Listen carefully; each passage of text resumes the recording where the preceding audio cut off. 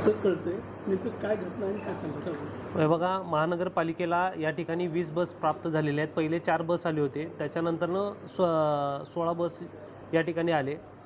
आम्ही या ठिकाणी काल दिव्य मराठीला बातमी प्रसिद्धी झाली की त्या ठिकाणी 6 गाड्यामध्ये लॅम्प या ठिकाणी चोरीला गेले म्हणून अशी बातमी प्रसिद्धी झाली होती. त्या अनुषंगाने आम्ही जागेवर गेलो, त्या ठिकाणी व्हिजिट केली. त्या ठिकाणी पूर्ण सिक्युरिटी त्या ठिकाणी आहे आणि कंपनीचा माणूस त्या ठिकाणी होता, आपलं महानगरपालिकेचे माणसं त्या ठिकाणी होते. आम्ही पदाधिकारी, महापौर म्हणून मी व सर्व अधिकारी त्या ठिकाणी व्हिजिट केले असता त्या ठिकाणी कुठलीही चोरी झालेली नाही आहे. कंपनीच्या माणसाने आम्हाला फक्त मेसेज दिलं की 6 बसमध्ये एक लॅम्प 2 वॅटचा जो लॅम्प आहे 2 वॅटचा तो चावीने उघडून तो आतमध्ये असतो. मे बी कंपनी या ठिकाणी आम्ही कंपनीला या ठिकाणी फोन करून विचारलं की असं ते लॅम्प नाही, तर कंपनीचे लोकांनी आम्हाला सांगितले की 6 गाड्यांमध्ये लॅम्प मे बी राहू शकतं आणि आमचा माणूस त्या ठिकाणी ते बघण्यासाठीच ते ठेवलेलं आहे.